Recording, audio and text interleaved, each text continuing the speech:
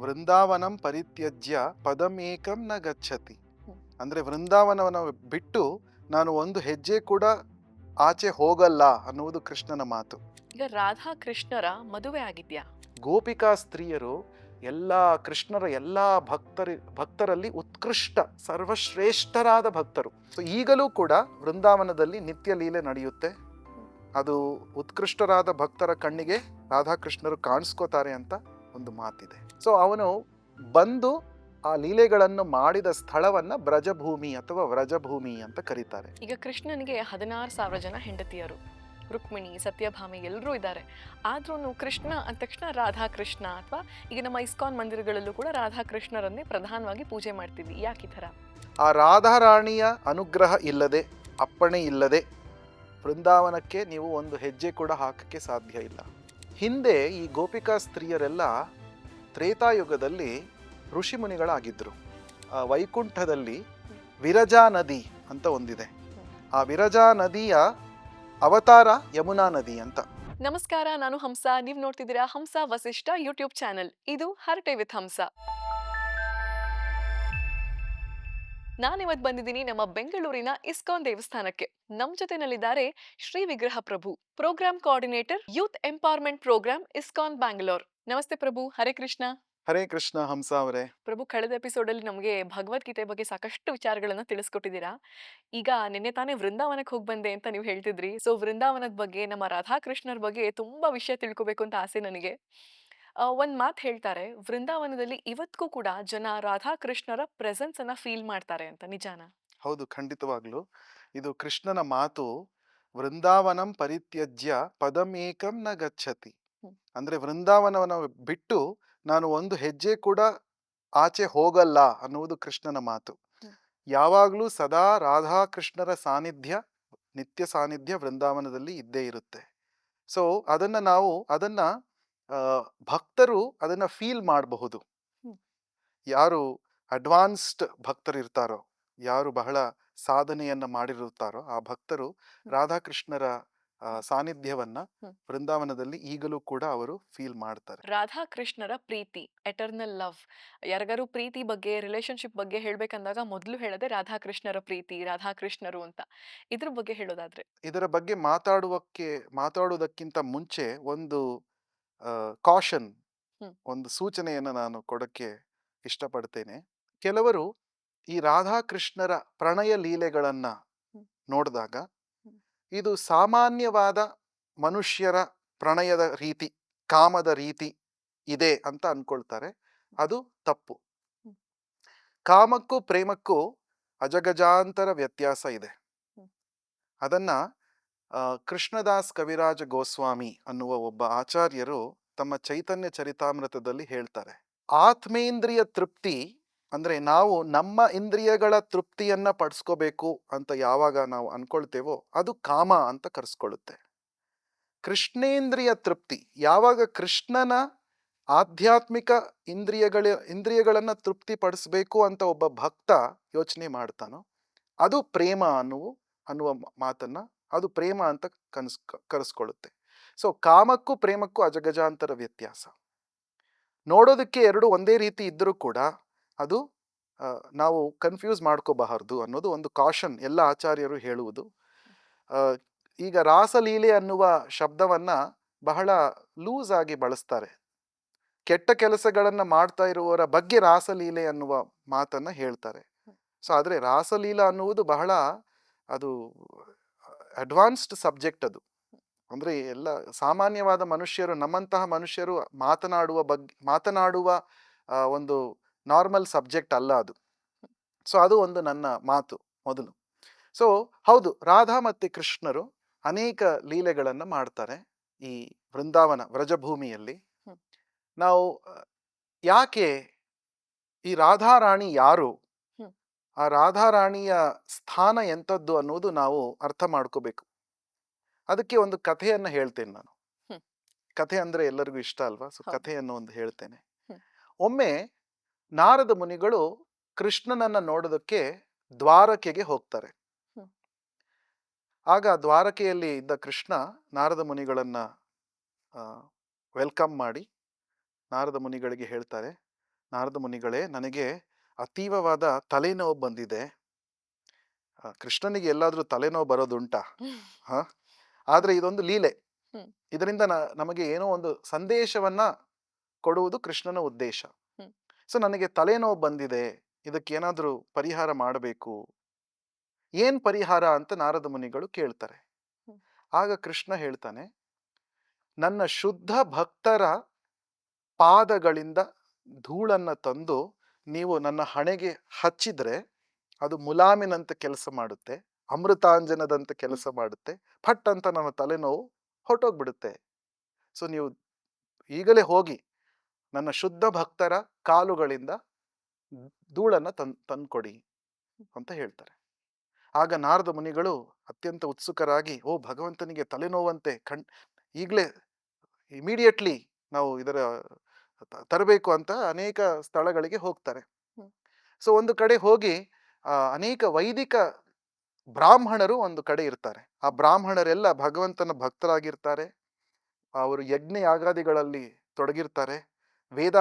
ವೇದಾಂತಗಳನ್ನು ಓದಿರ್ತಾರೆ. ಅಂಥವರು ಬಹಳ ಜ್ಞಾನಶಾಲಿಗಳು, ಭಕ್ತರು ಕೂಡ ಅವರು, ಕೃಷ್ಣನ ಭಕ್ತರು. ಸೊ ನಾರದ ಮುನಿಗಳು ಆ ಋಷಿ ಮುನಿಗಳ ಹತ್ರ ಹೋಗಿ, ಆ ಬ್ರಾಹ್ಮಣರ ಹತ್ರ ಹೋಗಿ, ಈ ರೀತಿ ನಾನು ದ್ವಾರಕೆಯಿಂದ ಬರ್ತಾ ಇದ್ದೇನೆ, ಕೃಷ್ಣನಿಗೆ ಅತೀವವಾದ ತಲೆನೋವು ಬಂದಿದೆ, ನಿಮ್ಮ ಪಾದದ ಧೂಳನ್ನು ಕೊಟ್ರೆ ಅದು ಕೃಷ್ಣನ ತಲೆನೋವಿಗೆ ಒಂದು ಮೆಡಿಸನ್ ಆಗಿ ಕೆಲಸ ಮಾಡುತ್ತೆ ಅಂತ ಭಗವಂತನೇ ಹೇಳಿದ್ದಾನೆ, ನೀವು ದಯವಿಟ್ಟು ಕೊಡ್ತೀರಾ ಅಂತ ಕೇಳ್ತಾರೆ. ಆಗ ಆ ಋಷಿ ಮುನಿಗಳು, ಆ ಬ್ರಾಹ್ಮಣರು, ಓ ಎಂತಹ ಪಾಪಕೃತ್ಯವನ್ನ ನಮ್ಮಿಂದ ಮಾಡಿಸ್ಬೇಡಿ ನೀವು. ಹ್ಮ್. ಆ ನಮ್ಮ ಪಾದದ ಧೂಳು ಕೃಷ್ಣನ ತಲೆ ಮೇಲೆ ಬೀಳೋದು ಅಂದ್ರೆ ಏನು?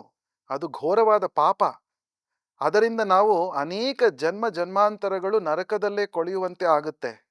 ಇಂತಹ ಪಾಪಕೃತ್ಯವನ್ನು ನಾವು ಮಾಡೋಕ್ ಸಾಧ್ಯನೇ ಇಲ್ಲ, ನೀವು ದಯವಿಟ್ಟು ಇಲ್ಲಿಂದ ಹೊರಟೋಗಿ ಅಂತ ಹೇಳ್ತಾರೆ. ಹ್ಮ್. ಸೊ ಅದಾದ್ಮೇಲೆ ಅನೇಕ ಭಕ್ತರನ್ನ ಭೇಟಿ ಮಾಡ್ತಾರೆ ನಾರದ ಮುನಿಗಳು. ಎಲ್ಲರೂ ಅದೇ ರೀತಿಯ ಉತ್ತರವನ್ನು ಕೊಡ್ತಾರೆ. ಕಡೆಗೆ ವ್ರಜಭೂಮಿ ವೃಂದಾವನಕ್ಕೆ ಬರ್ತಾರೆ ನಾರದ ಮುನಿಗಳು. ವೃಂದಾವನಕ್ಕೆ ಬಂದು ಅಲ್ಲಿ ಗೋಪಿಕಾ ಸ್ತ್ರೀಯರು ಇರ್ತಾರೆ. ಆ ಗೋಪಿಕಾ ಸ್ತ್ರೀಯರು ಭಗವಂತನ ಉತ್ಕೃಷ್ಟ ಭಕ್ತರು. ಸದಾ ಭಗವಂತನ ಲೀಲಾ ಚಿಂತನೆಯಲ್ಲೇ ತೊಡಗಿರ್ತಾರೆ ಅವರು. ಅವರು ಸಾಮಾನ್ಯ ಸ್ತ್ರೀಯರಾಗಿ ಕಂಡ್ರೂ ಕೂಡ ಅವರ ಮನಸ್ಸಿನಲ್ಲಿ ಯಾವಾಗ್ಲೂ ಕೃಷ್ಣನೇ ನೆಲೆಸಿದ್ದ. ಸೊ ಅಂಥವರ ಬಳಿ ಹೋಗ್ತಾನೆ ನಾರದ ಮುನಿ, ಹೋಗ್ತಾರೆ. ಈ ರೀತಿ ನಾನು ದ್ವಾರಕೆಯಿಂದ ಬಂದಿದ್ದೇನೆ, ನಿಮ್ಮ ಪಾದದ ಧೂಳನ್ನು ಕೊಡಿ, ದಯವಿಟ್ಟು ಕೃಷ್ಣನಿಗೆ ತಲೆನೋವಂತೆ, ಅದೇ ಈ ತಲೆನೋವಿಗೆ ಔಷಧಿ ಅಂತ ಭಗವಂತ ಹೇಳಿದ್ದಾನೆ, ದಯವಿಟ್ಟು ಕೊಡ್ತೀರಾ ಅಂತ ಗೋಪಿಕಾ ಸ್ತ್ರೀಯರನ್ನು ಕೇಳಿದಾಗ ಉತ್ಸುಕತೆಯಿಂದ ಎಲ್ಲ ಗೋಪಿಕಾ ಸ್ತ್ರೀಯರು, ಹೌದಾ ನಾರದ ಮುನಿಗಳೇ, ತಗೊಳ್ಳಿ, ನಿಮಗೆ ಎಷ್ಟು ಧೂಳು ಬೇಕೋ ಅಷ್ಟು ತಗೊಳ್ಳಿ ಅಂತ ಎಲ್ಲ ಗೋಪಿಕಾ ಸ್ತ್ರೀಯರು ಬಂದು ಕೊಡ್ತಾರೆ. ಆಗ ನಾರದ ಮುನಿಗಳಿಗೆ ದಿಗ್ಭ್ರಮೆ ಆಗುತ್ತೆ. ಆಗ ಅವರು ಹೇಳ್ತಾರೆ, ಏನ್ ಮಾಡ್ತಾ ಇದ್ದೀರಾ, ನಿಮಗೆ ಗೊತ್ತಾ ನೀವೇನ್ ಕೆಲಸ ಮಾಡಕ್ ಹೊರಟಿದ್ದೀರಾ ಅಂತ? ನಿಮ್ಮ ಧೂಳನ್ನ ಭಗವಂತನ ತಲೆಗೆ ಹಚ್ಚಿದ್ರೆ ನಿಮಗೆ ಘೋರ ನರಕದ ಪ್ರಾಪ್ತಿಯಾಗುತ್ತೆ, ಜನ್ಮಾಂತರಗಳಲ್ಲಿ ನೀವು ನರಕವನ್ನ ನೀವು ಅನುಭವಿಸ್ಬೇಕಾಗುತ್ತೆ, ಪರವಾಗಿಲ್ವಾ ಅಂತ ಕೇಳ್ತಾರೆ. ಆಗ ಗೋಪಿಕಾ ಸ್ತ್ರೀಯರು ಹೇಳ್ತಾರೆ, ಪರವಾಗಿಲ್ಲ ನಾರದ ಮುನಿಗಳೇ, ಕೃಷ್ಣನಿಗೆ ಸಂತೋಷ ಸಿಗುವುದಾದರೆ ನಾವು ಸದಾ ಕಾಲ ನರಕದಲ್ಲೇ ಇರಕ್ಕೆ ನಾವು ಬಯಸ್ತೇವೆ. ಅದು ಕೃಷ್ಣನಿಗೆ ಸಂತೋಷ ಕೊಡುತ್ತೆ ಅನ್ನೋದಾದ್ರೆ ನಾವು ನರಕದಲ್ಲಿದ್ರೂ ಚಿಂತೆ ಇಲ್ಲ ನಮಗೆ. ಕೃಷ್ಣನಿಗೆ ತಲೆನೋವು ಹೋಗ್ಬೇಕು, ಅವನ ಬಾಧೆ ನಿವಾರಣೆ ಆಗ್ಬೇಕು, ಇದು ನಮಗೆ ಮುಖ್ಯ ಅಂತ ಹೇಳ್ತಾರೆ. ಇದರಿಂದ ನಮಗೆ ಏನು ಅರ್ಥ ಆಗುತ್ತೆ ಅಂದ್ರೆ, ಗೋಪಿಕಾ ಸ್ತ್ರೀಯರು ಕೃಷ್ಣರ ಎಲ್ಲಾ ಭಕ್ತರಲ್ಲಿ ಉತ್ಕೃಷ್ಟ ಸರ್ವಶ್ರೇಷ್ಠರಾದ ಭಕ್ತರು. ಅವರಿಗೆ ಮೀರಿದ ಭಕ್ತರು ಇಲ್ಲ ಕೃಷ್ಣನಿಗೆ. ಫುಲ್ ಆತ್ಮ ಸಮರ್ಪಣೆ ಅಂತೀವಲ್ಲ, ಅದು ನಾವು ಗೋಪಿಕಾ ಸ್ತ್ರೀಯರಲ್ಲಿ ನೋಡಬಹುದು. ಸೊ ಆ ಗೋಪಿಕಾ ಸ್ತ್ರೀಯರಲ್ಲಿ ಎಲ್ಲಾ ಗೋಪಿಕಾ ಸ್ತ್ರೀಯರಿಗೂ ಪ್ರಮುಖಳಾದವಳು ರಾಧಾರಾಣಿ. ಆ ರಾಧಾರಾಣಿ, ರಾಧಾ ಅನ್ನುವುದು ಆರಾಧನಾ ಅನ್ನುವ ಶಬ್ದದಿಂದ ಬರುತ್ತೆ. ಯಾರು ಭಗವಂತನ ಆರಾಧನೆಯನ್ನ ಸರ್ವೋತ್ಕೃಷ್ಟಳಾಗಿ ಮಾಡ್ತಾಳೋ ಅವಳು ರಾಧಾರಾಣಿ. ಇನ್ನೊಂದು ಕೃಷ್ಣನೇ ಹೇಳ್ತಾನೆ, ಒಂದು ಪುರಾಣದಲ್ಲಿ ಬರುತ್ತೆ, ಇದು ನಾರದ ಪುರಾಣದಲ್ಲಿ ಬರುತ್ತೆ. ಸತ್ಯಂ ಸತ್ಯಂ ಪುನಃ ಸತ್ಯಂ ಸತ್ಯಮೇವ ಪುನಃ ಪುನಃ ವಿನಾ ರಾಧಾ ಪ್ರಸಾದೇನ ಮತ್ ಪ್ರಸಾದಂ ನ ಲಭ್ಯತೆ ಅಂತ ಕೃಷ್ಣ ಹೇಳ್ತಾನೆ. ಸತ್ಯವಾದ ಮಾತನ್ನು ನಾನು ಒಂದು ಹೇಳ್ತೇನೆ ನಾರದ ಮುನಿಗಳೇ, ಕೇಳಿ, ಇದು ನಿಜವಾಗ್ಲೂ ಸತ್ಯ, ಪುನಃ ಪುನಃ ನಿಜವಾಗ್ಲೂ ಸತ್ಯ ಇದು ಅಂತ 3 ಸತಿ ಹೇಳ್ತಾನೆ ಕೃಷ್ಣ. ಇದು ಸತ್ಯವಾದ ಮಾತು. ಏನು? ರಾಧಾರಾಣಿಯ ಕೃಪೆ ಸಿಗದೇ ಇದ್ರೆ ನನ್ನ ಕೃಪೆ ಸಿಗಲು ಸಾಧ್ಯವಿಲ್ಲ ಅನ್ನುವುದು ಕೃಷ್ಣನ ಮಾತು. ಹ್ಮ್. ಅಂದ್ರೆ ಆ ರಾಧಾರಾಣಿ ಆ ಕೃಷ್ಣನ ಅಂತಹ ಅವಿನಾಭಾವ ಭಕ್ತೆ, ಅಂತಹ ಅಂತರಂಗ ಭಕ್ತಳು. ಅವಳು ಕೃಷ್ಣನ ಭಕ್ತಿ ಮತ್ತು ಪ್ರೇಮಗಳ ಸರ್ವೋತ್ಕೃಷ್ಟ ರೂಪ ರಾಧಾರಾಣಿ. ಆ ರಾಧಾರಾಣಿಯನ್ನ ಆ ರಾಧಾರಾಣಿಯ ಆಶ್ರಯವನ್ನ ಪಡೆದರೆ ಮಾತ್ರ ನಾವು ಕೃಷ್ಣನ ಅನುಗ್ರಹಕ್ಕೆ ಪಾತ್ರರಾಗಲು ಸಾಧ್ಯ ಅನ್ನುವುದು ಒಂದು ಮಾತು. ಇನ್ನೊಂದು ಮಾತು, ಹಿಂದಿನ ಎಪಿಸೋಡಲ್ಲಿ ನಾನು ಹರೇ ಕೃಷ್ಣ ಮಹಾಮಂತ್ರದ ಜಪದ ಬಗ್ಗೆ ಹೇಳಿದ್ದೆ ಅಲ್ವಾ. ಭಗವಂತನನ್ನ ಪಡೆಯುವುದಕ್ಕೋಸ್ಕರ ಅದು ಸುಲಭವಾದ ಮಾರ್ಗ ಅಂತ ಹೇಳಿದ್ನಲ್ಲ. ಈ ಹರೇ ಕೃಷ್ಣ ಮಹಾಮಂತ್ರದಲ್ಲಿ ಹರೇ ಅಂದ್ರೆ ರಾಧಾರಾಣಿ, ಹರೇ ಕೃಷ್ಣ ಅಂದ್ರೆ ರಾಧಾ ಕೃಷ್ಣ, ಹರೇ ರಾಮ ಅಂದ್ರೆ ಸೀತಾರಾಮ. ನಾವು ನಮಗೆಲ್ಲ ಅನುಭವ ಇದೆ. ನಮ್ಮ ಚಿಕ್ಕಂದಿನಲ್ಲಿ, ಬಾಲ್ಯದಲ್ಲಿ ನಮಗೆ ಯಾವುದೇ ಒಂದು ವಸ್ತು ಬೇಕಾದ್ರೆ ನಾವು ಡೈರೆಕ್ಟ್ ಆಗಿ ತಂದೆಯ ಹತ್ರ ಹೋಗ್ತಾ ಇರ್ಲಿಲ್ಲ. ಬಹುತೇಕ ನಾವು ಅಮ್ಮನ ಹತ್ರ ಹೋಗ್ತಾ ಇದ್ವಿ. ಅಮ್ಮನ ರೆಕಮೆಂಡೇಶನ್ ಬಂದ್ರೆ ಆಗ ಅಪ್ಪ ಸ್ಯಾಂಕ್ಷನ್ ಮಾಡ್ತಾರೆ ಈಸಿಯಾಗಿ. ಈಸಿ ವೇ ಅದು. ಅದೇ ಅದೇ ಒಂದು ಪ್ರಿನ್ಸಿಪಲ್, ಅದೇ ಒಂದು ಸಿದ್ಧಾಂತ ನಮ್ಮ ಭಕ್ತಿಯಲ್ಲಿ ಕೂಡ, ನಮ್ಮ ಹರೇ ಕೃಷ್ಣ ಮಹಾಮಂತ್ರದ ಜಪದಲ್ಲೂ ಕೂಡ ಅಷ್ಟೇ. ಫಸ್ಟ್ ರಾಧಾರಾಣಿಯ ಆಶ್ರಯವನ್ನ ಪಡಿತೇವೆ, ಹರೇ, ಅನಂತರ ಕೃಷ್ಣನ ಆಶ್ರಯ ನಮಗೆ ಸಿಗುತ್ತೆ. ಸೊ ಈ ರೀತಿ ರಾಧಾ ಮತ್ತೆ ಕೃಷ್ಣರು ನಿಜವಾದ ಪ್ರೇಮ ಏನು, ನಿಜವಾದ ಸಮರ್ಪಣೆ ಏನು ಅನ್ನುವುದನ್ನ ರಾಧಾರಾಣಿ ಈ ಲೀಲೆಗಳ ಮೂಲಕ ನಮಗೆ ತಿಳಿಸುವುದಕ್ಕೆ ಹೊರಟಿದ್ದಾಳೆ. ಅದು ರಾಧಾಕೃಷ್ಣರ ಲೀಲೆಗಳ ಒಂದು ವಿಚಾರ. ಸೊ ಈಗಲೂ ಕೂಡ ವೃಂದಾವನದಲ್ಲಿ ನಿತ್ಯ ಲೀಲೆ ನಡೆಯುತ್ತೆ. ಅದು ಉತ್ಕೃಷ್ಟರಾದ ಭಕ್ತರ ಕಣ್ಣಿಗೆ ರಾಧಾಕೃಷ್ಣರು ಕಾಣಿಸ್ಕೋತಾರೆ ಅಂತ ಒಂದು ಮಾತಿದೆ. ಪ್ರಭು, ಈಗ ರಾಧೆ ಯಾರ ಅವತಾರ? ರಾಧೆ ಕೃಷ್ಣನ ಅಂತರಂಗ ಶಕ್ತಿ. ಅಂದ್ರೆ ನಾವು ಈ ಭೂಲೋಕ ವೃಂದಾವನದ ಬಗ್ಗೆ ಮಾತಾಡ್ತಾ ಇದ್ವಿ ಅಲ್ವಾ. 5,000 ವರ್ಷಗಳ ಹಿಂದೆ ಕೃಷ್ಣ ಇಲ್ಲಿ ಅವತಾರ ಮಾಡಿ ಅನೇಕ ಲೀಲೆಗಳನ್ನ ಮಾಡ್ತಾನಲ್ವಾ, ಅದು ಭೂಲೋಕ ವೃಂದಾವನ. ಈ ಭೂಲೋಕ ವೃಂದಾವನ ಇದು ಆಧ್ಯಾತ್ಮಿಕ ಜಗತ್ತಿನಿಂದ ಬಂದಿರುವುದು ಕೃಷ್ಣನ ಜೊತೆ. ಅದು ವೈಕುಂಠದ ಒಂದು ಭಾಗ. ಅದನ್ನ ಗೋಲೋಕ ವೃಂದಾವನ ಅಂತ ಕರಿತೇವೆ. ಕೃಷ್ಣನಿಗೆ ಗೋವುಗಳು, ಹಸುಗಳು ಅಂದ್ರೆ ಬಹಳ ಪ್ರೀತಿ. ಅದಕ್ಕೆ ಅವನ ಮನೆಯ ಹೆಸರು ಗೋಲೋಕ. ವೈಕುಂಠದಲ್ಲಿ ಗೋಲೋಕ ಅನ್ನುವುದು ಒಂದು ಉತ್ಕೃಷ್ಟವಾದ ಲೋಕ. ಅಲ್ಲಿ ಕೃಷ್ಣ ಮತ್ತೆ ರಾಧಾರಾಣಿಯರು ನಿತ್ಯ ಲೀಲೆಗಳನ್ನು ಮಾಡ್ತಾರೆ. 5,000 ವರ್ಷಗಳ ಹಿಂದೆ ಕೃಷ್ಣ ಮತ್ತೆ ರಾಧಾರಾಣಿಯರು ಆ ಗೋಲೋಕ ವೃಂದಾವನದಿಂದ ಈ ಭೂಲೋಕ ವೃಂದಾವನಕ್ಕೆ ಬಂದು ಅವತಾರ ಮಾಡ್ತಾರೆ. ಸೊ ಹೀಗಾಗಿ ರಾಧಾರಾಣಿ ಕೃಷ್ಣನ ಅಂತರಂಗ ಶಕ್ತಿ, ಆಹ್ಲಾದಿನಿ ಶಕ್ತಿ ಅಂತ ಕರೀತಾರೆ. ಪ್ಲೆಜರ್ ಪೊಟೆನ್ಸಿ ಅಂತ ಇಂಗ್ಲಿಷಲ್ಲಿ. ಅಂದ್ರೆ ನಮಗೂ ಕೂಡ ಪ್ಲೆಜರ್ ಅಂದ್ರೆ ನಮಗೂ ಕೂಡ ಈ ರೀತಿಯಾಗಿ ನಾವು ಎಂಜಾಯ್ ಮಾಡಬೇಕು, ಈ ರೀತಿಯಾಗಿ ಸಂತೋಷವಾಗಿ ಇರಬೇಕು ಅನ್ನುವ ಮನೋಭಾವ ಇದೆಯಲ್ಲ, ಆ ಮನೋಭಾವ ನಮಗೆ ಎಲ್ಲಿಂದ ಬಂತು ಅಂದ್ರೆ ಕೃಷ್ಣನಿಂದ ಬಂತು. ಯಾಕೆಂದ್ರೆ ನಾವು ಕೃಷ್ಣನ ಅಂಶಗಳು. ಕೃಷ್ಣನಲ್ಲಿ ಏನಿದ್ದಾವೋ ಅಂಶಗಳು, ಗುಣಲಕ್ಷಣಗಳು ನಮ್ಮಲ್ಲೂ ಕೂಡ, ಜೀವಿಗಳಲ್ಲೂ ಕೂಡ ಇದ್ದಾವೆ. ಆದರೆ ಬಹಳ ಚಿಕ್ಕ ಪ್ರಮಾಣದಲ್ಲಿ ಇದ್ದಾವೆ. ಕೃಷ್ಣನ ಆ ಎಂಜಾಯ್ಮೆಂಟ್ ಅಥವಾ ಆ ಸಂತೋಷ ಪಡುವಂತಹ ಮನೋಭಾವ ಒಂದು ವ್ಯಕ್ತಿ. ಅದು ಆ ಮನೋಭಾವನೆ ಒಂದು ವ್ಯಕ್ತಿ, ಆ ಶಕ್ತಿಯ ಹೆಸರು ಶ್ರೀಮತಿ ರಾಧಾರಾಣಿ. ರಾಧಾರಾಣಿಯನ್ನ ಆದಿಲಕ್ಷ್ಮಿ ಅಂತ ಕೂಡ ಕರೀತಾರೆ. ಅಂದ್ರೆ ಎಲ್ಲಾ ಲಕ್ಷ್ಮಿಗಳ ಮೂಲ ರಾಧಾರಾಣಿ. ಭಾಗವತದಲ್ಲಿ ನಾವು ಓದಿದಾಗ ಕೃಷ್ಣ ಗೋವಿಂದಂ ಆದಿಪುರುಷಂ ಅಂತ ಬ್ರಹ್ಮ ಸಂಹಿತದಲ್ಲೂ ಕೂಡ ಬರುತ್ತೆ. ಎಲ್ಲ ವಿಷ್ಣು ಮೂರ್ತಿಗಳ ಮೂಲ ಯಾರು ಅಂದ್ರೆ ಕೃಷ್ಣ, ಗೋವಿಂದ. ಅದೇ ರೀತಿ ಎಲ್ಲ ಲಕ್ಷ್ಮಿಯರ ಮೂಲ ಯಾರು ಅಂದ್ರೆ ರಾಧಾ. ಸೊ ಈ ರೀತಿ ರಾಧಾ ಮತ್ತೆ ಕೃಷ್ಣ ಅವರು ಮೂಲ ವ್ಯಕ್ತಿಗಳು. ಮೂಲ ಈ ಎಲ್ಲ ಭೌತಿಕ ಮತ್ತೆ ಆಧ್ಯಾತ್ಮಿಕ ಪ್ರಪಂಚಗಳಿಗೆ ಮೂಲ ಯಾರು ಅಂದ್ರೆ ರಾಧಾಕೃಷ್ಣರು. ಈಗ ರಾಧಾಕೃಷ್ಣರ ಮದುವೆ ಆಗಿದ್ಯಾ? ಹೌದು, ಖಂಡಿತವಾಗ್ಲು. ಇದು ಬ್ರಹ್ಮ ವೈವರ್ತ ಪುರಾಣ ಅನ್ನುವ ಒಂದು ಗ್ರಂಥದಲ್ಲಿ ನಮಗೆ ಸಿಗುವ ಒಂದು ಮಾಹಿತಿ. ವೃಂದಾವನದಲ್ಲಿ 12 ಕಾಡುಗಳು ಇದ್ದಾವೆ. ದ್ವಾದಶ ಕಾನನ ಅಂತ ಹೆಸರು ಅದಕ್ಕೆ, ವ್ರಜಭೂಮಿಯಲ್ಲಿ. ಅದರಲ್ಲಿ ಭಾಂಡೀರವನ ಅನ್ನುವುದು ಒಂದು ಕಾಡು. ಆ ಭಾಂಡೀರವನದಲ್ಲಿ ಆ, ರಾಧಾ ಮತ್ತೆ ಕೃಷ್ಣರ ವಿವಾಹವನ್ನ ಸ್ವಯಂ ಬ್ರಹ್ಮದೇವನೇ ಬಂದು ನಡೆಸ್ಕೊಳ್ತಾನೆ. ಹ್ಮ್. ಸೊ ಈ ಉಲ್ಲೇಖ ನಮಗೆ ಬ್ರಹ್ಮವೈವರ್ತ ಪುರಾಣದಲ್ಲಿ ಅನೇಕ ಪುರಾಣಗಳಲ್ಲಿ ಸಿಗುತ್ತೆ. ಸೊ ಆ ರೀತಿ ರಾಧಾ ಮತ್ತೆ ಕೃಷ್ಣರ ವಿವಾಹ ಆಗಿದೆಯಾ ಅನ್ನೋದು ಬಹಳ ಜನರಿಗೆ ಕುತೂಹಲದ ಹೌದು. ಪ್ರಶ್ನೆ. ಹೌದು. ಆದ್ರೆ ಅದಕ್ಕೆ ಉತ್ತರ ಇದೆ, ಹೌದು ಆಗಿದೆ. ಆದ್ರೆ ಕೆಲವೊಂದು ನಾವೀಗ ಕಥೆಗಳಲ್ಲಿ ಓದಿದ ಹಾಗೆ ಅಥವಾ ಟಿವಿ ಸೀರೀಸ್‌ಗಳನ್ನ ನೋಡಿದ ಹಾಗೆ ಅದರಲ್ಲಿ ರಾಧೆ ಬೇರೆ ಇನ್ನೊಬ್ಬರನ್ನ ಮದುವೆ ಆಗ್ತಾರೆ. ರಾಧಾಕೃಷ್ಣರು ಒಂದಾಗೋದಿಲ್ಲ ಅಂತ ತೋರಿಸ್ತಾರೆ. ಹಾಗಾಗಿ ಅದೊಂದು ಕನ್ಫ್ಯೂಷನ್ ಇದೆ. ಹಾ, ಆಗಿದೆಯಾ ಅಂತ. ಸೊ ಇದರ ಅರ್ಥ ಏನು ಅಂದ್ರೆ ವಿರಹ ಭಾವದ ಪ್ರಧಾನ ತೋರಿಸಿದ್ದಾರೆ. ಹ್ಮ್. ರಾಧಾ ಮತ್ತೆ ಕೃಷ್ಣರ ಆ, ಲೀಲೆಗಳಲ್ಲಿ ಪ್ರಧಾನವಾದ ಅಂಶ ಏನು ಅಂದ್ರೆ ಇದು ವಿಪ್ರಲಂಭ ರಸ ಅಂತ ಕರೀತಾರೆ ಟೆಕ್ನಿಕಲಿ. ಹ್ಮ್. ವಿರಹ ಭಾವನೆ ಅಂತ ಅಂದ್ರೆ ಕೃಷ್ಣ ಆ, ಒಂದು 15 ವರ್ಷಗಳ ಕಾಲ ವೃಂದಾವನದಲ್ಲಿ ಇರ್ತಾನೆ.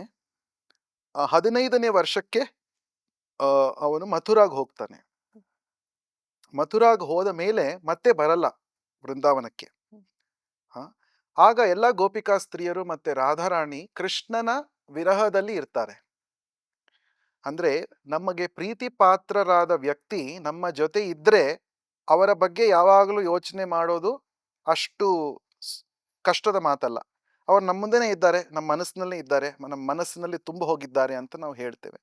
ಆದರೆ ಯಾವಾಗ ಅವರ ಅನುಪಸ್ಥಿತಿಯಲ್ಲೂ ಕೂಡ ನಾವು ಅವರ ಬಗ್ಗೆನೇ ಸದಾ ಯೋಚನೆ ಮಾಡ್ತಾ ಇರ್ತೇವೋ ಅದು ನಿಜವಾದ ಪ್ರೇಮ ಅಂತ ನಾವು ಅರ್ಥ ಮಾಡ್ಕೋಬೇಕು. ಹ್ಮ್.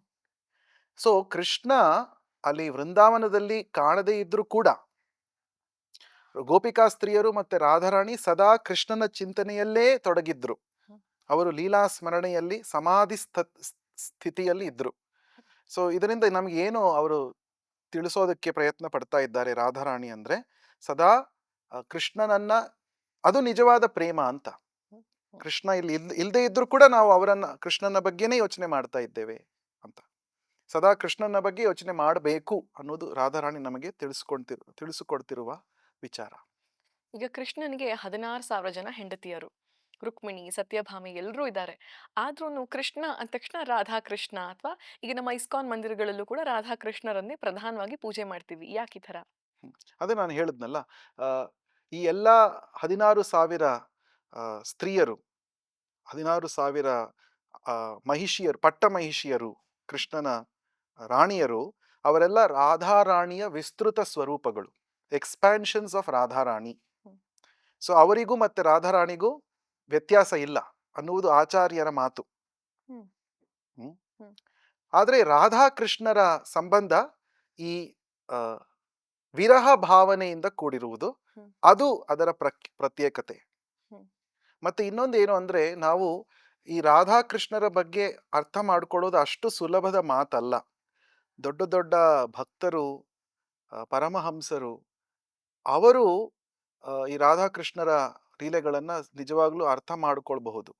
ಈಗ ಚೈತನ್ಯ ಮಹಾಪ್ರಭುಗಳು ಕೂಡ 500 ವರ್ಷಗಳ ಹಿಂದೆ ಈ ರಾಧಾಕೃಷ್ಣರ ಲೀಲೆಗಳನ್ನ ಜನಸಾಮಾನ್ಯರ ಮುಂದೆ ಅವರು ಹೇಳ್ತಾ ಇರಲಿಲ್ಲ. ಅಂದ್ರೆ ಜನರು ಅಪಾರ್ಥ ಮಾಡ್ಕೊಳ್ಳೋದೇ ಹೆಚ್ಚು ಅಂತ. ಈ ರಾಸ ಲೀಲೆಯಾಗ್ಲಿ ಅಥವಾ ಗೋಪಿಕೆಯರ ಜೊತೆ ಕೃಷ್ಣನು ಮಾಡಿದ ಅನೇಕ ಲೀಲೆಗಳ ವರ್ಣನೆಯನ್ನ ಚೈತನ್ಯ ಮಹಾಪ್ರಭುಗಳು ಮುಕ್ತರಾಗಿ ಎಲ್ಲರ ಜೊತೆ ಮಾತಾಡ್ತಾ ಇರಲಿಲ್ಲ. ಯಾಕೆಂದ್ರೆ ಅದನ್ನ ಅರ್ಥ ಮಾಡ್ಕೊಳ್ಳೋದಕ್ಕೆ ಒಂದು ರೀತಿಯ ಒಂದು ಕ್ವಾಲಿಫಿಕೇಶನ್, ಅರ್ಹತೆ ಬೇಕಾಗಿದೆ. ಹ್ಮ್. ಸೊ ಎಲ್ಲರೂ ಅರ್ಥ ಮಾಡ್ಕೊಳ್ಳೋಕೆ ಸಾಧ್ಯ ಇಲ್ಲ. ಅದಕ್ಕೋಸ್ಕರ ಅವರು ಪಬ್ಲಿಕ್ ಆಗಿ ಡಿಸ್ಕಸ್ ಮಾಡ್ತಾ ಇರಲಿಲ್ಲ. ಪಬ್ಲಿಕ್ ಆಗಿ ಚೈತನ್ಯ ಮಹಾಪ್ರಭುಗಳು ಎಲ್ಲರನ್ನ ಹರೇ ಕೃಷ್ಣ ಮಹಾಮಂತ್ರವನ್ನ ಜಪ ಮಾಡಿ ಭಕ್ತರ ಗುಣ ಭಕ್ತರಾಗಿ ನೀವು ಮೊದಲು ಅನ್ನೋದು ಚೈತನ್ಯ ಮಹಾಪ್ರಭುಗಳ ಸಂದೇಶವಾಗಿತ್ತು. ಸೊ ಈ ರಾಧಾಕೃಷ್ಣರ ಲೀಲೆಗಳು ಅಷ್ಟು ಸುಲಭವಾಗಿ ಅರ್ಥವಾಗುವುದಂತ ವಿಷಯ ಅಲ್ಲ. ಸೊ ನಾನು ಇಷ್ಟು ಹೇಳಬಲ್ಲೆ ಅಷ್ಟೇ ರಾಧಾಕೃಷ್ಣರ ಬಗ್ಗೆ. ಈಗ ವ್ರಜಭೂಮಿ ಅಥವಾ ಬ್ರಜಭೂಮಿ ಅಂತ ಹೇಳ್ತಾರಲ್ಲ, ಏನು ಹಾಗಂದ್ರೆ? ಬ್ರಜ ಭೂಮಿ ಉತ್ತರ ಪ್ರದೇಶದಲ್ಲಿ ವೃಂದಾವನ ಮತ್ತೆ ನಾನು ಹೇಳಿದ್ನಲ್ಲ 12 ಕಾಡುಗಳು, ಆ ಎಲ್ಲ ಕಾಡುಗಳಲ್ಲಿ ಕೃಷ್ಣ 5,000 ವರ್ಷಗಳ ಹಿಂದೆ ಬಂದು ತನ್ನ ಲೀಲೆಗಳನ್ನ ಪ್ರದರ್ಶನ ಮಾಡ್ತಾನೆ. ಏನಕ್ಕೆ ಭಗವಂತ ಲೀಲೆ ಮಾಡ್ತಾನೆ ಅಂದ್ರೆ ನಮ್ಮನ್ನ ಅವನೆಡೆಗೆ ಸೆಳೆದುಕೊಳ್ಳುವ ಉದ್ದೇಶ. ನಾವು ಭೌತಿಕ ವಸ್ತುಗಳಲ್ಲೇ, ಭೌತಿಕ ಸುಖದಲ್ಲೇ ನಮ್ಮ ಮನಸ್ಸು ಮಗ್ನರಾಗಿರುತ್ತೆ. ಆದ್ರೆ ನಮ್ಮ ಅಲ್ಲಿದೆ ನಮ್ಮ ಮನೆ ಇಲ್ಲಿ ಬಂದೆ ಸುಮ್ಮನೆ ಅಂತ ದಾಸರು ಹೇಳಿದ್ದಾರಲ್ವಾ. ನಾವು ಇಲ್ಲಿ ಸೆಟ್ಲ್ ಆಗೋದಲ್ಲ ನಮ್ಮ ಜೀವನದ ಉದ್ದೇಶ. ಹ್ಮ್. ನಾವು ಭಗವದ್ಧಾಮಕ್ಕೆ ಹಿಂದಿರುಗಬೇಕು. ಸೊ ಹೇಗೆ ನಾವು ಭಗವಂತನ ಬಗ್ಗೆ ತಿಳ್ಕೋಬಹುದು ಅಂದ್ರೆ, ಭಗವಂತನೇ ಸ್ವತಃ ಬಂದು ತನ್ನ ಲೀಲೆಗಳ ಗ್ಲಿಮ್ಸ್, ಒಂದು ಅಡ್ವರ್ಟೈಸ್ಮೆಂಟ್ ಅನ್ನ ಮಾಡ್ತಾನೆ. ಹ್ಮ್. ಓ ನೀವು ಬನ್ನಿ, ಇಂತಹ ಸುಖ ಸಂತೋಷ ನಿಮಗೂ ಸಿಗುತ್ತೆ, ನೀವು ನನ್ನ ಧಾಮಕ್ಕೆ ಬನ್ನಿ ಅಂತ ಒಂದು ರೀತಿಯ ಅಡ್ವರ್ಟೈಸ್ಮೆಂಟ್ ಅನ್ನ ಮಾಡೋದಕ್ಕೋಸ್ಕರ ಕೃಷ್ಣ ಬರ್ತಾನೆ. 5,000 ವರ್ಷಗಳ ಹಿಂದೆ ಬಂದು ಅನೇಕ ಲೀಲೆಗಳನ್ನ ಮಾಡ್ತಾನೆ. ಆ ಲೀಲೆಗಳ ಉದ್ದೇಶ ಏನು ಅಂದ್ರೆ ಆನಂದ. ನೀವು ಆನಂದವನ್ನು ಹುಡುಕ್ತಾ ಇದ್ದೀರಲ್ಲ, ಈ ಪ್ರಪಂಚದಲ್ಲಿ ನಿಮಗೆ ಆನಂದ ಸಿಗೋದಿಲ್ಲ. ನಿಜವಾದ ಆನಂದ ನನ್ನ ಜೊತೆ ಸಿಗುತ್ತೆ, ನಿಮಗೆ ಭಗವದ್ಧಾಮದಲ್ಲಿ ಸಿಗುತ್ತೆ. ನೀವು ಬನ್ನಿ ಅಂತ ಕೃಷ್ಣ ನಮ್ಮನ್ನ ಕೇಳ್ಕೊತಾ ಇದ್ದಾನೆ, ಕರೀತಾ ಇದ್ದಾನೆ. ಸೊ ಅವನು ಬಂದು ಆ ಲೀಲೆಗಳನ್ನು ಮಾಡಿದ ಸ್ಥಳವನ್ನ ಬ್ರಜಭೂಮಿ ಅಥವಾ ವ್ರಜಭೂಮಿ ಅಂತ ಕರೀತಾರೆ. ಹ್ಮ್. 84 ಕೋಸ್ ಅಂತ ಹೇಳ್ತಾರೆ. 84 ಕ್ರೋಶಗಳು ಅಥವಾ 168 ಮೈಲಿಗಳು ಹ್ಮ್. ವಿಸ್ತಾರವಾಗಿದೆ ಆ ಆ ವ್ರಜಭೂಮಿ. ಇಂದಿನ ಉತ್ತರ ಪ್ರದೇಶ ಮತ್ತೆ ಸ್ವಲ್ಪ ರಾಜಸ್ಥಾನದ ಭಾಗಗಳು ಸೇರಿ ಆ ವ್ರಜಭೂಮಿ ಆಗಿರುವಂಥದ್ದು. ಅಲ್ಲಿ ಅನೇಕ ದೇವಸ್ಥಾನಗಳಿದೆ. ವೃಂದಾವನದಲ್ಲೇ, ವೃಂದಾವನ ಅನ್ನೋದು 12 ಕಾಡುಗಳಲ್ಲಿ ಒಂದು.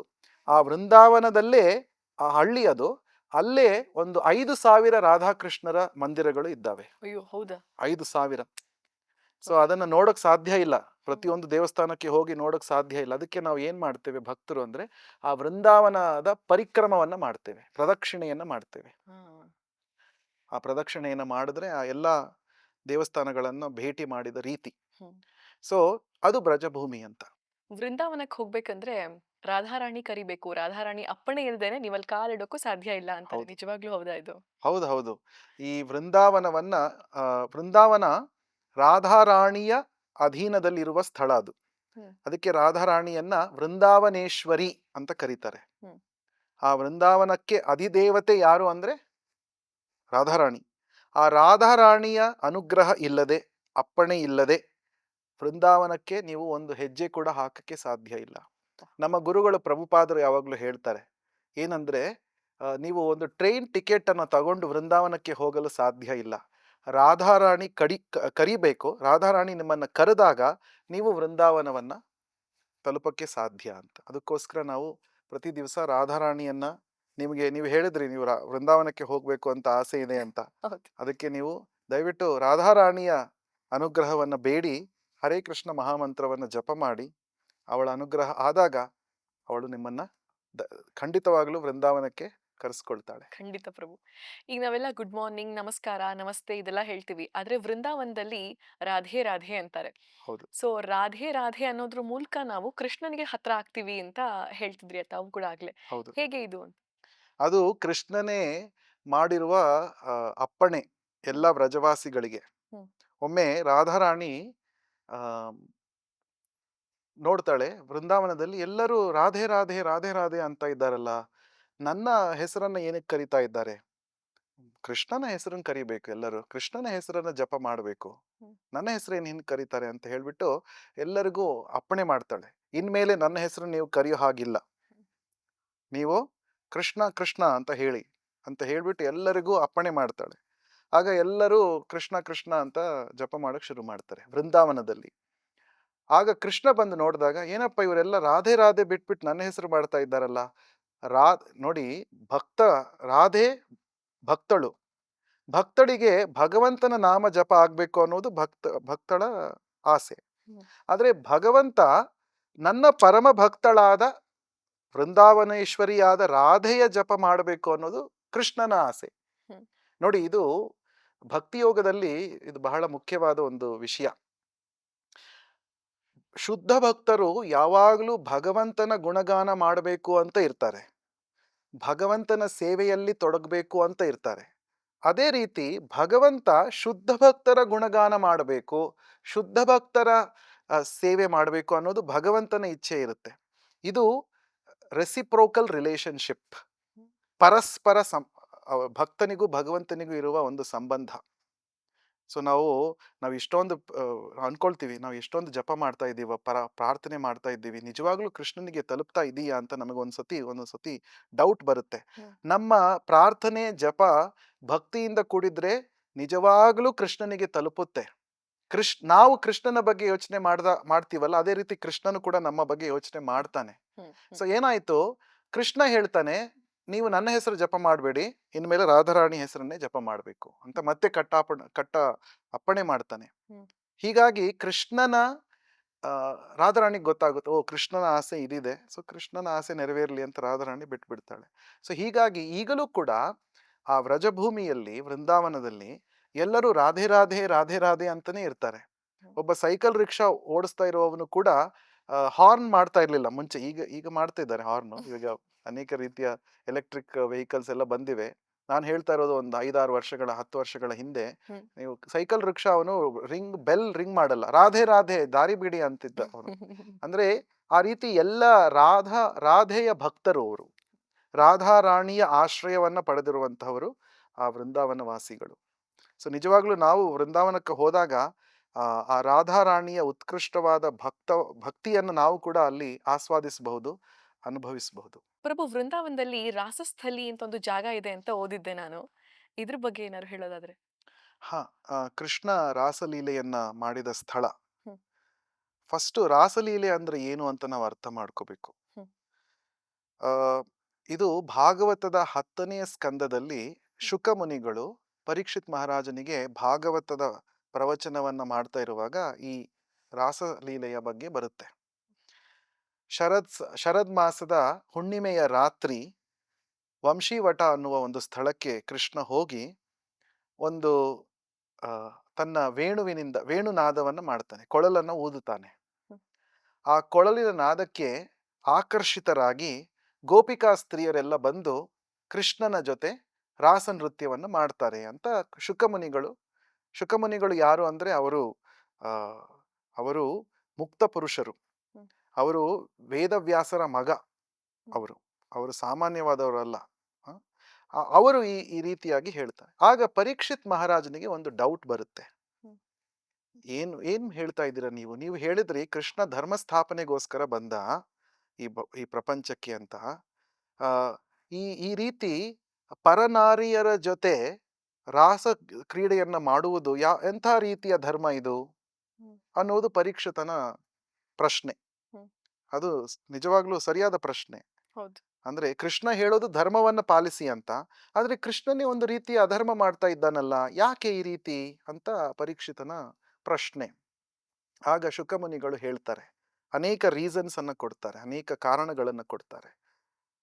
ಹಿಂದೆ ಈ ಗೋಪಿಕಾ ಸ್ತ್ರೀಯರೆಲ್ಲ ತ್ರೇತಾಯುಗದಲ್ಲಿ ಋಷಿ ಮುನಿಗಳಾಗಿದ್ರು. ಹ್ಮ್. ಇದು ವಾಲ್ಮೀಕಿ ರಾಮಾಯಣದ ಅರಣ್ಯ ಕಾಂಡದಲ್ಲಿ ನಿಮಗೆ ಗೊತ್ತಾಗುತ್ತೆ. ಆ ರಾಮಚಂದ್ರ ಸೀತೆಯ ಜೊತೆ ಅರಣ್ಯವಾಸಕ್ಕೆ ಅಂತ ಬರ್ತಾನೆ, ದಂಡಕಾರಣ್ಯ ಹ್ಮ್. ಕಾಡಿಗೆ ಬರ್ತಾನೆ.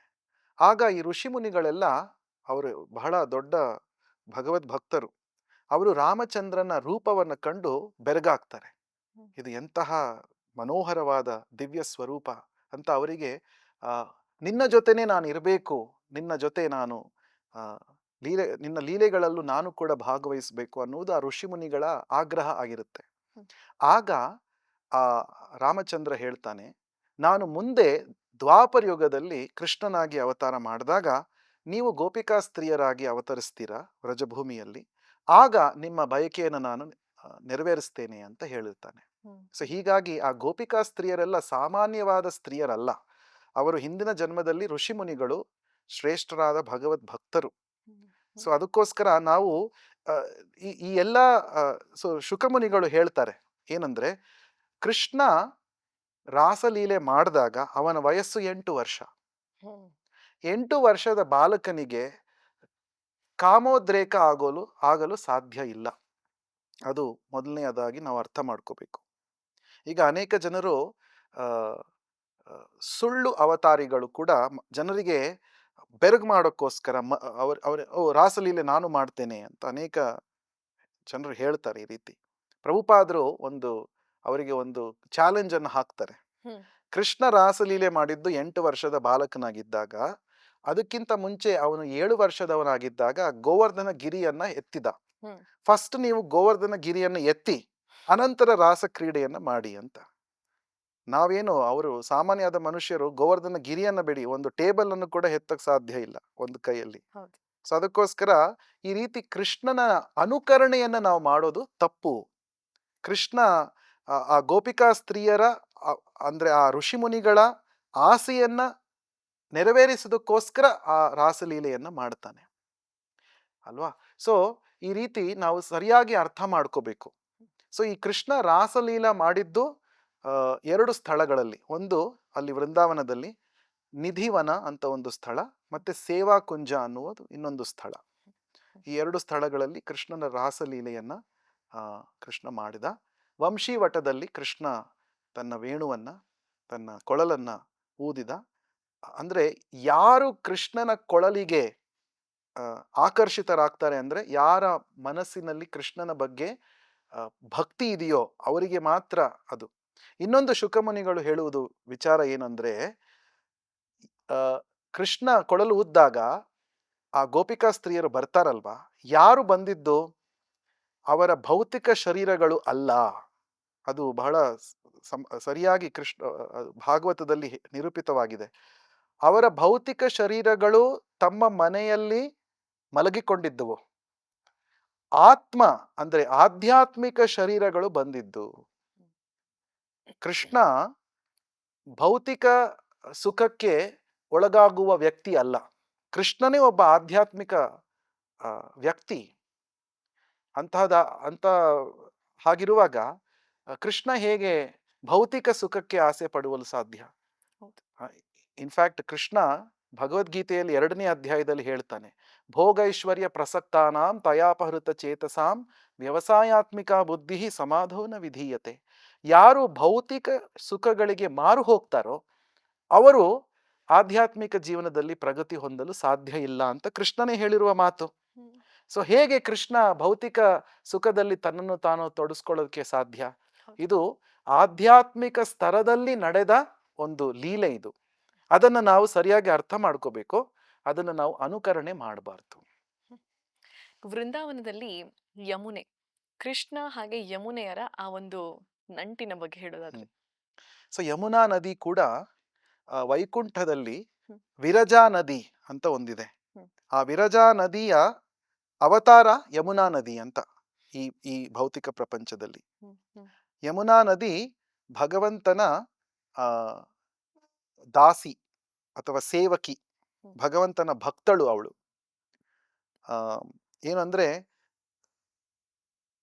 ಈ ಶಾಸ್ತ್ರಗಳಲ್ಲಿ ಹೇಳಿರುವ ಮಾತು ಏನು ಅಂದ್ರೆ, ಗಂಗಾ ನದಿ ಅತ್ಯಂತ ಪವಿತ್ರವಾದ ನದಿ ಅಲ್ವಾ, ನಮಗೆಲ್ಲ ಗೊತ್ತಿರುವ ಹಾಗೆ.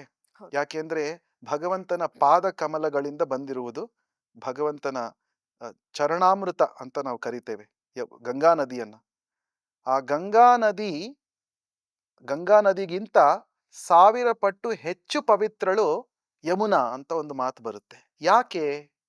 ಯಾಕೆ ಅಂದ್ರೆ ಈ ಯಮುನಾ ನದಿಯ ತೀರದಲ್ಲಿ ಭಗವಂತ ಸಂಚರಿಸಿ ಅನೇಕ ಲೀಲೆಗಳನ್ನು ಮಾಡಿದ್ದಾನೆ. ಅದಕ್ಕೋಸ್ಕರ ಯಮುನಾ ನದಿ ಗಂಗಾ ನದಿಗಿಂತಲೂ 1000 ಪಟ್ಟು ಹೆಚ್ಚು ಶ್ರೇಷ್ಠಳು ಅಂತ ಮಾತು ಬರುತ್ತೆ. ಯಮುನಾ ತೀರ ವನಚಾರಿ ಅನ್ನುವುದು ಕೃಷ್ಣನ ಒಂದು ಹೆಸರು. ಯಮುನಾ ತೀರದಲ್ಲಿ ಕೃಷ್ಣ ಅನೇಕ ರೀತಿಯ ಲೀಲೆಗಳನ್ನು ಮಾಡಿ ಅಲ್ಲಿ ಓಡಾಡಿಕೊಂಡು ತನ್ನ ಗೋಪ ಬಾಲಕರ ಸ್ನೇಹಿತರ ಜೊತೆ ಗೋವುಗಳನ್ನ ಮೇಯಿಸುವ ಲೀಲೆಯನ್ನ ಮಾಡಿ ಈ ರೀತಿ ಅನೇಕ ಲೀಲೆಗಳನ್ನು ಕೃಷ್ಣ ಮಾಡಿದ್ದಾನೆ. ಅದಕ್ಕೋಸ್ಕರ ಯಮುನಾ ನದಿ ಬಹಳ ಶ್ರೇಷ್ಠಳು. ಈಗಲೂ ಕೂಡ ನಾವು ವೃಂದಾವನಕ್ಕೆ ಹೋದಾಗ ಯಮುನಾ ನದಿಯಲ್ಲಿ ಮಿಂದು ಭಗವಂತನ ದರ್ಶನಕ್ಕೆ ಹೋಗ್ತೇವೆ. ಯಮುನಾ ನದಿಗೆ ಸಾಷ್ಟಾಂಗ ನಮಸ್ಕಾರವನ್ನು ಮಾಡಿ ಯಮುನಾ ನದಿಯಲ್ಲಿ ಮಿಂದು ಪವಿತ್ರರಾಗಿ ಅನಂತರ ನಾವು ಕೃಷ್ಣನ ದರ್ಶನಕ್ಕೋಸ್ಕರ ಹೋಗ್ತೇವೆ. ಪ್ರಭು, ತುಂಬಾ ವಿಚಾರಗಳನ್ನ ತಿಳಿಸ್ಕೊಟ್ರಿ. ಭಗವದ್ಗೀತೆಯಿಂದ ಶುರು ಮಾಡಿ ಕೃಷ್ಣನ್ ಬಗ್ಗೆ ಮಾತಾಡಿದ್ವಿ, ಆಮೇಲೆ ರಾಧಾರಾಣಿ ಬಗ್ಗೆ ಮಾತಾಡಿದ್ವಿ, ವೃಂದಾವನದ ಕಥೆಗಳನ್ನ ತಿಳಿಸ್ಕೊಟ್ರಿ. ಇಷ್ಟು ಕಾಲ ನಮ್ಗೆ ಸಮಯ ಕೊಟ್ಟಿದ್ದಕ್ಕೆ ತುಂಬಾ ತುಂಬಾ ತುಂಬಾ ಧನ್ಯವಾದಗಳು ನಿಮ್ಗೆ. ಸೊ ನೀವು ಕೂಡ ಹಂಸ ಅವರೇ, ನೀವು ಬಂದು ಇಷ್ಟೊಂದು ಕುತೂಹಲ ಭರಿತವಾದ ಪ್ರಶ್ನೆಗಳನ್ನ ಕೇಳಿ ನನಗೂ ಭಗವಂತನ ಬಗ್ಗೆ ನಿಮ್ಮ ಜೊತೆ ಎಲ್ಲ ಹಂಚಿಕೊಳ್ಳುವ ಒಂದು ಅವಕಾಶವನ್ನು ನೀವು ಕೊಟ್ಟಿದ್ದೀರ ನಮಗೆ. ಅದಕ್ಕೋಸ್ಕರ ಬಹಳ ಧನ್ಯವಾದಗಳು. ಹರೇ ಕೃಷ್ಣ. ಪ್ರಭು, ನಮ್ಮ ಟೈಟಲ್ ಸ್ಪಾನ್ಸರ್ ಉಲ್ಲಾಸ್ ಅಗರಬತ್ತಿ ಕಡೆಯಿಂದ ಒಂದು ಸ್ಮಾಲ್ ಗಿಫ್ಟ್. ಧನ್ಯವಾದ. ಹರೇ ಕೃಷ್ಣ.